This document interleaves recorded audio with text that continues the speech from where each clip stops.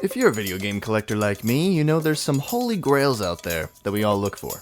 But maybe there's a few you didn't know about. If you see any of these items for a good price, buy them immediately. Musso Games presents the top 10 video game holy grails.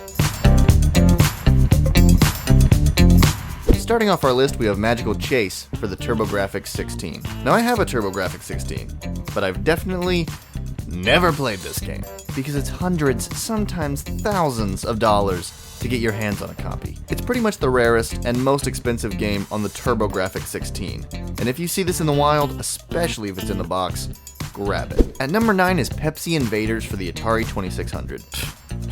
Pepsi Invaders? What is that? Space Invaders with the Pepsi logo instead of aliens? Oh. That is what it... Oh. Huh. So yeah, the game itself isn't that interesting, but its rarity is amazing. This little useless cartridge can command insane prices online, and if you own this game, consider yourself a very, very lucky person. Number 8 goes to Metal Slug for the Neo Geo. I don't even own a Neo Geo, I've only seen one in real life, but the system itself is already ridiculously priced. It always has been though, even when it was originally released. But if I did own one, this would be the game I'd probably never get. It's super hard to find, and even harder to afford, which really sucks because Metal Slug is a great arcade game, and I'm sure this port is pretty decent. Most Neo Geo games are. Unfortunately, I don't think I'll ever have the pleasure of playing it. At number 7 we have Air Raid for the Atari 2600.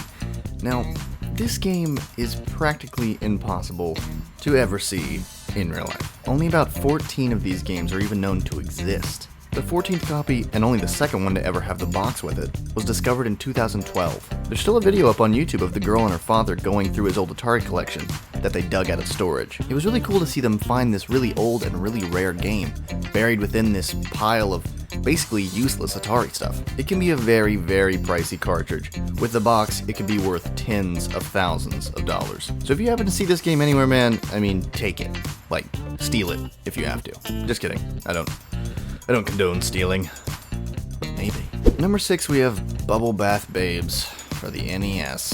By far the most entertaining game on this list, Bubble Bath Babes is essentially just a simple puzzle game with a horribly annoying soundtrack. So what makes this game unique? Quite simply, porn. That's right, there exists a pornographic game on the original Nintendo Entertainment System, which is ultimately what makes it so popular. For some reason, gamers out there enjoy pixelated boobs, and you can too for a lot of money. Or, you could just buy GTA 5 and spend hours in the strip club, which, I've totally never done. And number 5 is Ultima Escape from Mount Dash for the VIC-20. Now, I don't know anything about the VIC-20, but from what I understand, it's a PC that you could read cassette tapes off of using an accessory, I guess. I don't know. But anyway, that's what I find so interesting in the first place. Games that came out on cassette tapes have always fascinated me, and I look for them every once in a while I'm at a thrift store, but I've never found one. Unless I did find one and just didn't know what I was looking for, which is entirely possible, but whatever. I will be on the lookout for this game though, and you should too, because it fetches quite a pretty penny online. I have no idea if the game's good, probably isn't, or maybe it's great. I don't know, I don't care. At number 4 we have the Orange Xbox. Not to be confused with the Orange Box, which frankly isn't worth anything, even though it should be. It's the best damn game disc ever made in the world ever. But no, I'm talking about the original Xbox with an orange casing. Now this thing is basically one of a kind. Technically I think 3 exist, but pretty much only 1 is in the wild. Well, actually not in the wild anymore. The YouTuber by the name Metal Jesus Rocks just did a video about his friend finding this thing, and I highly recommend you go check that out. I'll leave a link in the description or something. Or maybe I won't. Who knows? Anyway, this console is amazing to look at. It's beautiful. And all that's missing is a Musso Games logo. There we go, now it's perfect. It's anyone's guess what this thing could be worth, because I'm pretty sure none of them have ever been sold. They were just prototypes, and the only people that were supposed to have them was a few Xbox employees. Yeah, it's rare, I'll definitely never see one in real life, but hey, it's still cool to know it exists, right? No? Maybe? I don't know. Sliding in at number 3 is no surprise to anyone. Stadium events for the NES. Apparently only 200 copies of this game were ever sold, and the other ones were all recalled, so they were probably destroyed or dumped in a landfill or something. But somehow every year, somebody seems to find one. Sometimes at thrift stores, sometimes at a garage sale, in their attic, storage units, anything. They just pop up somehow.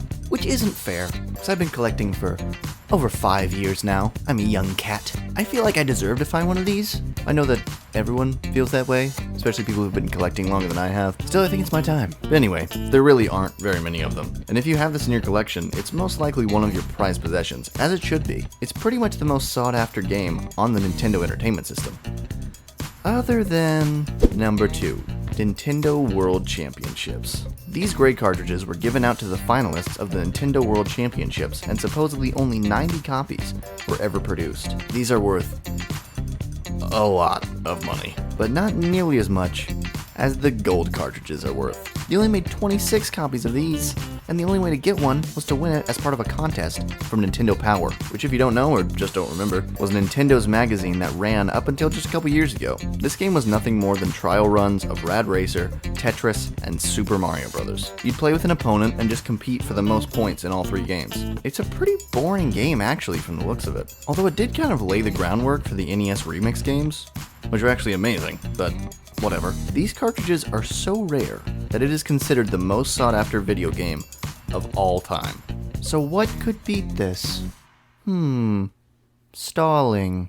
Finally, number 1. The Nintendo PlayStation, or the Sony Super Nintendo. Whatever you want to call it, I don't know. I've mentioned this in other videos, but basically Sony was going to make a CD-ROM attachment for the Super Nintendo. Plans fell through, bad business deals were made, and the whole thing was cancelled, leading Sony to create the original PlayStation. But that doesn't mean they never made a prototype. They actually made a few, and this is one of them. And apparently, it's the only one known to exist. It only came out recently that someone owned one of these. Apparently the owner's father worked for Sony when this whole CD-ROM attachment thing was going on. When the plans were cancelled, Sony gave the father one of these and told him to destroy it. He obviously didn't do that, and instead kept it and forgot about it, which is probably breaking some sort of law, but who cares? This thing exists. It's awesome. Does it work? Who knows? Probably not, but it exists. This is like the unicorn of gaming. Except unicorns are obviously real. This thing should never be sold, and I'm pretty sure the owner said he has no plans to sell it. Really, just put it in a museum. I mean, seriously. More and more museums are putting video games into their exhibits, and this deserves to be displayed for everyone to look at. It's an amazing piece of gaming history, an important piece of gaming history, and the fans of the medium deserve to see this for themselves. I know I sure as hell would love to. Anyway guys, that's my list, but I have a question for all of you. What's your gaming holy grail? What's the video game you're always on the hunt for? Or maybe you don't collect games at all and you couldn't care less about anything I said, but either way, thank you for sticking around to the end. If you like this video, maybe you'll like this one. Top 10 games that slapped fans in the face. Or maybe even this one. Top 5 Nintendo mistakes. I'll link both of those below for your viewing pleasure. If you enjoyed this video at all, then please give it a like, because I've came to realize it legitimately helps out my channel and gets it in more people's faces. And I know we all want that. If you enjoy a lot of my videos, then consider subscribing, because I post videos pretty frequently, and subscribing helps you be notified when I upload a new one. Why am I even telling you this? You guys know how YouTube works. Anyway guys, thank you so much for watching, and I'll see you next time.